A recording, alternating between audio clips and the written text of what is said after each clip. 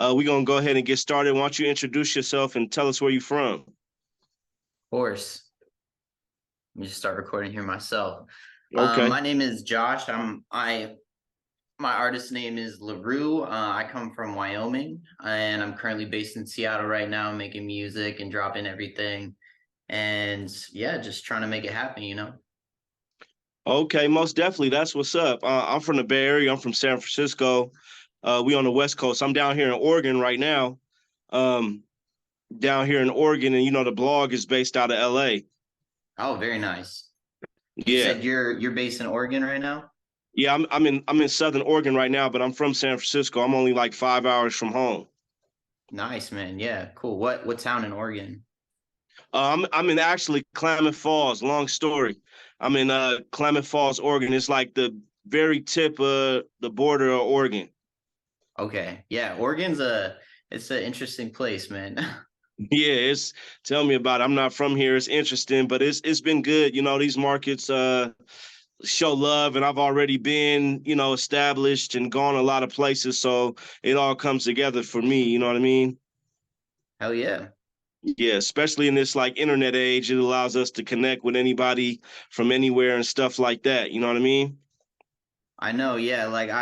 I feel like that's kind of a turning point for a lot of artists in terms of like the digital age where talk to some, people that have been in the industry for a lot longer and they're used to like how it used to be. And to them, it's like, you need to go to LA, you need to go to New York, you need to go to Nashville, you need to go all these places. And part of it's like, yeah, there's some merit to that, but also, you could be anywhere with the internet, as long as you have an internet connection. So it's Yeah, definitely things are definitely changing.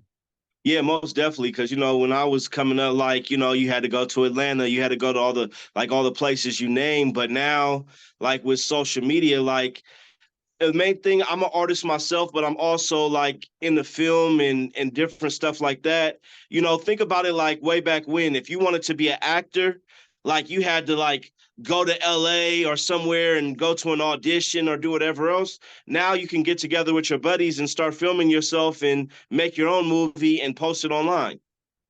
Yeah, man, the barrier to entry for creating content and everything, it's just a lot lower. So, you can do a lot with so much less. Like it's crazy, man, with Splice.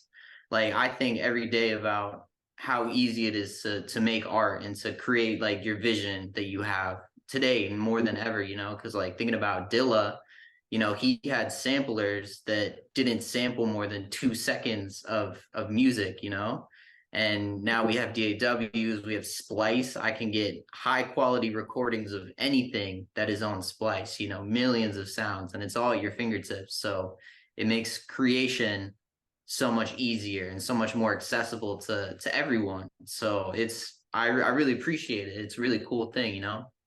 Yeah, so I've heard about Splice before. Do you work with them? You got a deal with them, or you just use them? I just use them. I have a drum kit and then I have a breaks kit. So like a kit of I took a bunch of different like drum breaks from just throughout the 70s and the 80s and my favorite ones, and I recreated them. I made them my own and did a little bit of variations on them and then put that in a pack, and that's my breaks kit. And then I also have a drum kit as well. So I'm definitely trying to get into making all that. I don't have anything on Splice, but I do use Splice for a lot of things for sure. That's dope. What is it, like a monthly subscription or something? It is, yeah. So it's like a giant pool of wave files of music basically that anyone can look for. If you need say that you're looking for a drum loop or some vocals, or for me, I like to use it for a lot of little ear candy stuff like saxophones and shit like that. Hmm. I will just immediately go to Splice, search that up. It just expands what you're trying to do. If you're producing, it expands what you have access to in terms of instruments, and if you don't have session musicians or someone who can play the guitar, play that instrument, you can go grab it from Splice, and that's what's so crazy about it. Yeah, that's dope. Because I mean, I make music. Of course, I started out with hip hop. I've been getting into more like some like electro hip hop kind of funk thing now that I've been making, which I've been working with the MPC a lot um, recently, and you know, I'm geared to make a lot of hip hop. I feel like I'm a dope hip hop producer, but I've still been sampling a lot. I'm like, how can I rethink this to kind of make this into a different genre more than I've been getting into? And I'm like, I was checking out Daft Punk, and I'm like, you know, Daft Punk used a lot of samples. You know what I mean? They're sampling a lot and stuff like that. They're just doing a faster tempo. You know what I mean? But they're still sampling. So I took kind of like my hip hop knowledge, and I'm like, okay, let's speed this up some. You know what I mean? And Mhm. kind of make it, you know, with the samples, and it still worked for me because I don't play the saxophone. I grew up off of sampling music and, you know, hip hop. You know, so Right. that's dope. Right, man. It's crazy. Like have you ever heard of Flight Facilities? Sounds familiar. They have this song like like the other boys do. They Uh-huh. stare at me while I saw this video on TikTok that they posted about like telling the story of how they created that song. And it started out with them getting just like some keys from like a sample site like Splice, and then having, just like you were talking about, like having artists that they fuck with. Is that okay if I swear on the, I don't Yeah, know if nah, you I, can swear you good. We make the rules. all right, yeah, nice. So they were talking about how they drew inspiration from this artist, and then they really liked the drums and the bass lines of, like this artist as well from this genre. And that's where so much inspiration can come from, is like who are you fucking with, like who is your favorite artist, who's really inspiring you, and making something that's reminiscent of that, and stealing it. Basically, you are stealing it in a certain sense and making it your own, but in making it your own, you're creating something original. So it's just what I've come to learn in the past like 6 months or so, is that nothing really happens in a vacuum. Like us as Yeah. artists, we wouldn't have the taste that we have if it weren't for, like Kid Cudi or Frank Ocean, or, the Andre 3000. Like the list goes on and on of these people that have like influenced our tastes and what we like in music. And nothing happens in a vacuum. So just kind of like coming to terms with that and being like, I want to make something like this artist, but also I want to make something that is like this artist, and then combining those. And that's where so much crazy shit happens, is in that combination. No, most definitely. And I wonder all the time because I mean, I make so much shit. I got so much unreleased stuff. And I mean, I came up in the music game with my partner, Verse Born, from our team Conquest, and it was all about sampling. And of course, you're looking at like the sampling laws, and especially nowadays where it's all connected with the internet. And it's like no one's really getting these samples cleared at first. I feel like it is stealing in a sense, but I feel like if an artist, you're underground, you make a dope track, you should be able to put that track out, make some money, as long as some of the proceeds from that track go to the original creator. I don't think, I know there was I don't remember all the details, but Biz Markie, like back in the day, came out with a project with these samples, and like he basically made like a hit record and or a hit album, and he got like next to nothing. You know what I mean? So I feel like some of the proceeds should go back to this artist and such, but let these new up and coming artists be able to make some too. Cause I mean, this is all we got, or this is what we learn, you know what I mean? And it's getting wild nowadays with the sampling, with the AI and all these platforms. I even seen something where you're speaking into the mic and it'll let you like speak that instrument like do do do do do do, like it Yeah. can turn it into a saxophone. So it's getting wild, you know, and stuff like that in the future. I wanted to ask you, like, what was your inspiration for the track Burnt Orange? Yeah, man. So Burnt Orange, everything with me starts with like, I make a lot of beats. Like I produce all my own music, and everything starts with me having a beat where I'm like, this is amazing. Like I really love this beat. And um if words come, a lot of beats, like words don't come, and it'll Mm-hmm. just be a beat, and I don't envision lyrics on it. But for that beat particularly, I was like, this is something that I could totally rap on. And at the time, the whole story behind the song is like, I wanted to make a fall song. I want to make a song about fall. And, when you think about fall, you think about change, Mm-hmm. and you think about death, and you think about the leaves dying and falling to the ground. And, death and decomposition and change. And at that time, I was kind of I was in Denver. I was living in Denver with some people, and it was just a time in my life where a lot of things were changing, where I was letting go of a lot of relationships and things that weren't really serving me. And so that was kind of the whole vision behind the song, is just what fall represents, burnt orange. And it just kind of turned into this thing where I'm like, damn, I'm here, I'm watching all this life changes and stuff, and I'm letting go of these bad relationships that don't serve me, and I'm welcoming the new. And even though it's sad, and that is the whole like thesis behind the song, is like, even though this change is sad and regretful, it's also beautiful and amazing. And Mm-hmm. that goes in every single part of the song. Like even the chord progression, it has a descending chord progression, and that was supposed to symbolize like fall and the leaves falling down. But at the end of the descending chord progression, it goes up to like an A chord, and that is kind of symbolizing the beauty and the hope in that release of the negative stuff. Yeah, most definitely. It's a dope track. I like your work. We was feeling the wave and wanted to interview you and stuff like that. How do you feel like what's the music scene like in Wyoming, and how do you feel like being an artist out of like Wyoming? You know what I mean? Sorry, give me 1 second. No problem.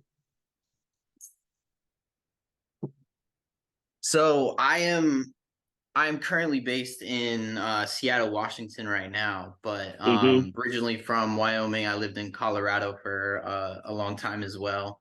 But the music scene here, I moved here about like 6 months ago, and I Okay. have definitely just been like holed up. I've Yeah. been like focused in, not really trying to do a lot more than just work and refine my craft and refine what I'm trying to do.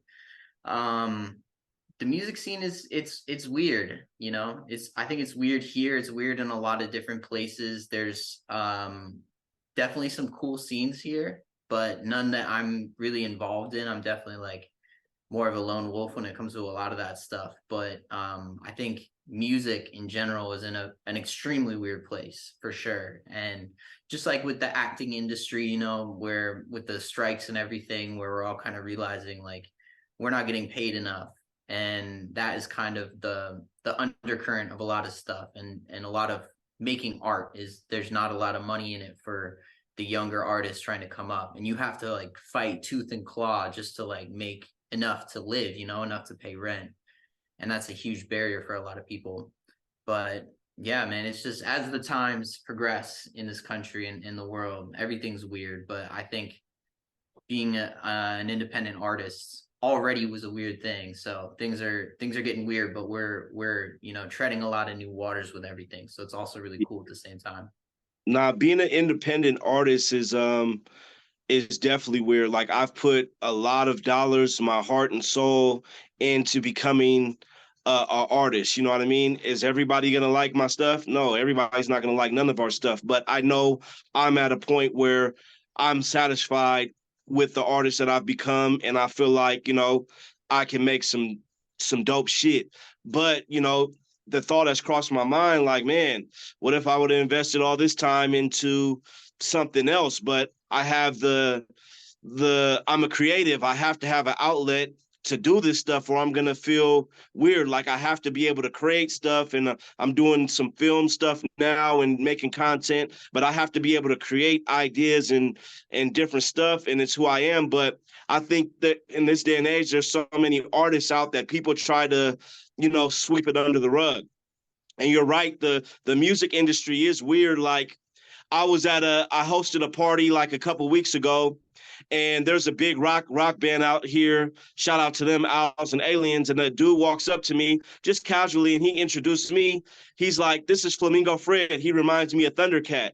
Now, I'm a hip hop artist, but I kind of do different stuff, and I'm kind of out of the box. But I'm thinking to myself, like, man, I'm putting a lot of shit into rap. Like these people view me as something other than just a rapper. Like I need to keep expanding and doing other stuff and not just, box myself in just to being a hip hop artist. Like I want to be a funk, like I want to be something different. So, it goes into that. Yeah, for sure. Like boxes are they can be useful sometimes because there's all this different shit out there. So, you know, we need people, we need boxes of this is metal, this is, you know, folk, this is indie, you know, this is rock music. Boxes are helpful sometimes, but ultimately a single song is not the entire box, if that makes Hmm. sense. So it's just like the box doesn't really exist. And sometimes it's helpful to be like, okay, you know, if you have an idea to start off, be like, okay, I want to make, you know, for me, I want to make a jazzy hip hop song. Like that's my box. But at the same Hmm. time, that box can limit us, you know, because Yeah, it's not real. We could wake up one day and create a song that's completely outside of that box, and the box kind of keeps us from doing that sometimes. So the yeah, box can be helpful, but it's important to be aware of the box and how it's limiting you, you know? Because ultimately it doesn't exist. You can do whatever you want. And that's what's so cool about music, you know? You can do yeah. anything. No, most definitely. I love it. I just, for myself, like I love hip hop music so much. Like, of course, I love like The Alchemist and, Madlib and Doom. And I was finding myself like, you know, I've had my own life experiences, but people liked it when I made like these like mainstream like street records, and I'm like, yeah, that's cool, but I'm deeper than that, you know what I mean? Versus this regular just industry stuff like that. And so I'm like, I want to branch out. So I mean, to each their own. We're all trying to leave a legacy and leave our stamp and our mark on the game. Exactly, man. I was thinking about that this morning about how I read a lot of like authors and listen to a lot of music of people that have died, you know, and Hmm. like Mac Miller as well. He's, you know, has passed away, but he still has his body of work that is like this alive thing that's still moving and breathing and people are experiencing it. And it's crazy to me that like we are alive and all that work happens while we're alive, you know? And so Hmm. every day when you wake up, you have to think like, I'm not always going to be alive. So I have to like do the work and work super hard to get me out into the work, if that makes Yeah. sense. Because like time is limited, time is very limited. And once you die, your work is going to speak for you. That's what's so crazy about music. You know, there have been so many humans that have lived and died, but music is something that allows you to survive after your death longer than your life. No, most definitely. It's a thing, And I listen to this dude. He's an inspirational dude on YouTube called Infinite Waters. I mean, I don't know him, but shout out to him. I've been listening to him for years. But something he always says is, you think you got time. You know what I mean? And it's not that you should fear like an impending doom every day, but you should make your time worthwhile, use your time wisely and leave your mark, you know what I mean? And that's special for creatives like myself, like like we're people that are going to stand outside of the herd and be different than everybody else and step out here and do this thing. So you know that comes great responsibility. We're different type of people. Of course, yeah, and it's really hard, especially in this country, just because everyone is so stuck in this frame of reference that of what you should do, you know, what your parents think that you should do, what job you should go into, what college you should go to, and being an artist, in a sense, it's kind of a rejection of all that, and it's so hard for people who are more traditional to wrap their brain around you're going to make music, like you're going to do something that has, you know, zero promise of Hmm. being fruitful, but you're doing it because not because it's a promising career. Music is like the least promising career that anyone could do, you know? And even if Hmm. you're popping, even if you're making, you know, enough money to survive, that could go away at any time. So it's just it is such a crazy it is truly like a passion. It has to be like a passion project. And you have to Yeah. love it because if you don't love it, you're not going to last long. And No, it no, is like most that's why they definitely. call it the game, you know, because it's truly you could get taken out at any time. And so to the people that are in it, you have to be like so thankful and work hard. But there's a lot of crazy shit that goes on in the industry of like in the attention economy, you know, because like everything you're always fighting for attention. a lot of artists have like this kind of scandalous nature about them, and Kanye is like a master at this. You know, every time he pops up in the headlines for some shit that makes you go like, what the, you know, what the fuck, some weird headline, he'll do something as a stunt at the same time that he's putting out a project, you know, putting out an album or putting out music.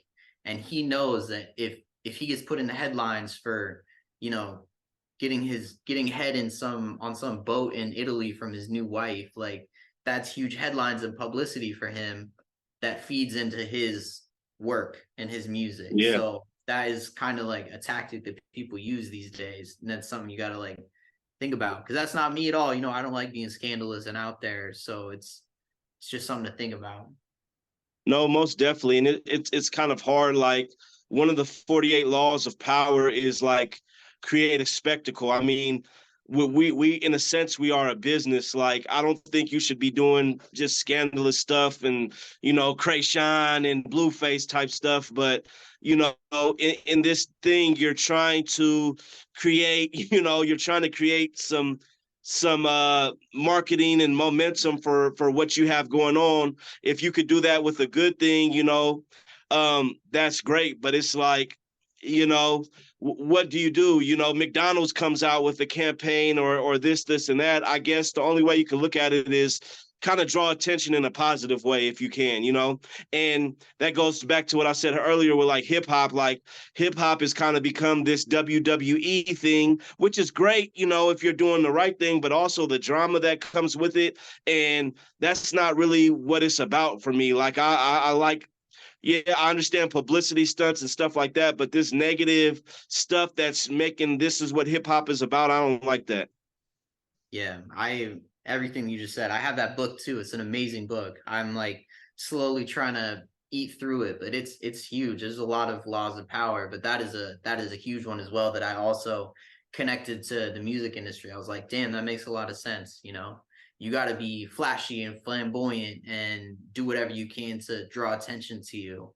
And that is super interesting for sure. Yeah. No, and I've read the 48 Laws of Power, I mean, like 6, 7 times throughout the years. And Wow, damn.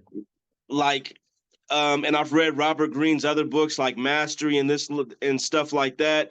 But I always run into situations or I'm in these interviews and I'm talking and it always reminds me of these laws. Like what you can kind of do is hopefully it can come natural to you about creating a spectacle. It has to kind of flow, because if you're trying too hard and hey, Flamingo Fred lights his hair on fire, you get what I'm saying? You're gonna crash and Yeah. burn because you're just like trying to do anything to gain fame, but you kind of got to let it happen natural by doing good things.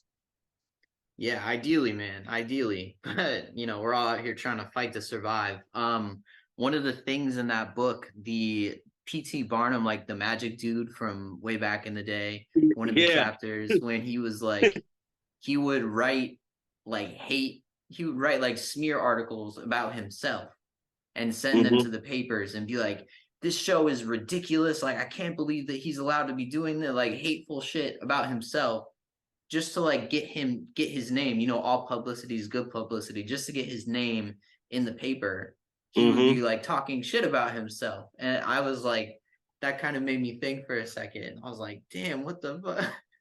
Yeah. No, it's real. They had the Barnum Circus where one time they were like going out around town and laying bricks around, and people were like, "What are you doing?" And all the bricks led back to going to the circus, you know what I mean? Yeah. And stuff like that. So I mean, to each their own, man. We're all trying to make a living, and that's what comes out with it. Who inspires you as an artist? Ooh. I think it's such an ethereal thing that it'll change like by the day. You know, one day it might be the Beatles, one day it might be another rapper, someday it might be like a movie or something. I don't know. I fuck with like a lot of jazz rap. Like I love jazz rap. I love that like nostalgic, dusty feel to records, sampled records, but ideally like poetry, man. Like Andre 3000 is amazing. Rap, rhythm, and poetry, anything that's like intricate with rhythm and has like a lot of meaning with poetry, I love Frank Ocean. Frank Ocean is like one of my favorite artists. I fuck with Mick Jenkins a lot, Ivan Ave. Those are people who I really try to draw inspiration from. I love Mick Mhm. Jenkins. He's amazing. So like a lot of artists like that for sure. Yeah, most definitely. I like at first when I was coming up, I was inspired by strictly rappers and stuff like that. But as I got more, I'm like, man, I like ODB.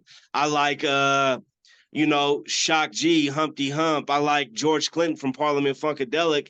I'm like evolving in my sense, and I'm like, man, what does this shit equal? Like, it's it's I'm trying to blend all this shit together, like in my identity because I'm so flexible, but it's dope, and I like all that shit you named too. I like jazz rap. I like it all. That's my problem. I like everything. I want to be a little bit of everything.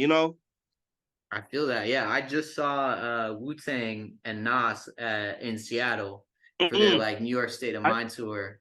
I seen that tour. I seen that tour. I wanted to go. That's dope. Bro, it was fucking crazy. Like they had De La Soul, they had all the Oh, Wu-Tang Clan and damn. ODB. They have is hilarious to me, but they have obviously since he passed away, they have his son doing his verses on all the songs and like on stage, and they call him like young dirty bastard. And I thought that was Uh-huh. hilarious.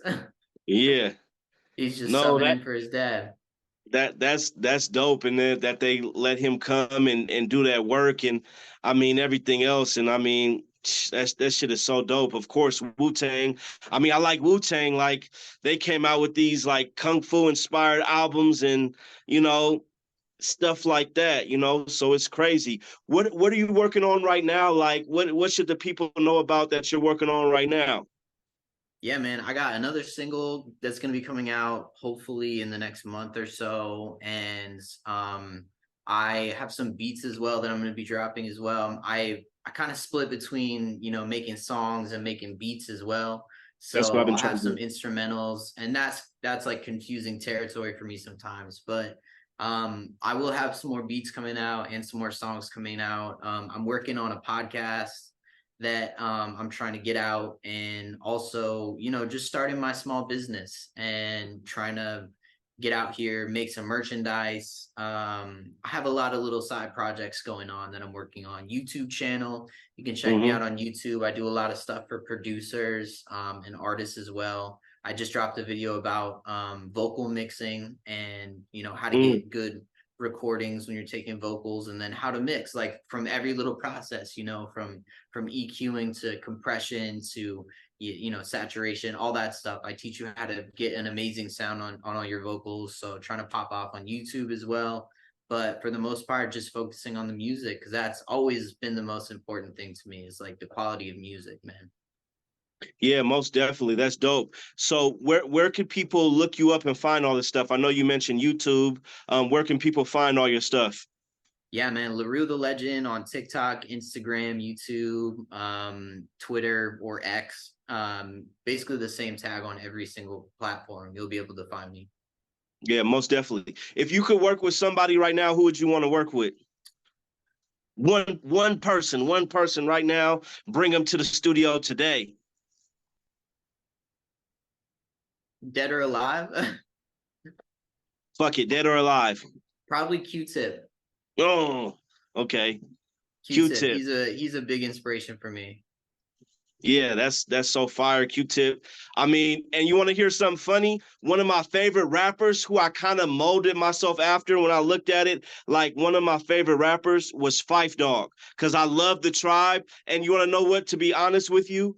My partner Verseborn, he always kind of reminded me of Q-Tip. He was always kind of mellow, coming with the bars. And then I was like, I gotta hype him up and be the loud, out of the box, say some wild type shit. So Fife is Yeah. actually, when we're talking about evolving in music, Fife was kind of, now that I think about it, was kind of who I molded myself after, and like I wanted to be that hyped up dude. Yeah, man. That's a great, like, I am such a big Tribe fan. Like I love Tribe Called Quest. And to hear about the beef between like Q-Tip and Five Dog is Uh, it's so sad, man, but it's crazy. I feel like feel like Fife was very low key, like jealous of Q-Tip, you know, and I feel like Yeah, jealousy kind of it'll just start poisoning you with everything, and I think yeah. that's kind of what happened with that. But either way, they're legends, man. Like every just their whole energy when they come on a song, you know, is so. I try to replicate that, and it's hard, but they have an amazing tone in everything they do. Yeah, most definitely. Well, I appreciate having you on here, man. This is Flamingo Fred, the Bird of Paradise podcast. LaRue, the legend, man. Good talking to you. I appreciate your time getting in, and let's tap in the future, man. You can hit me anytime or whatever else, man. Thank you for being on.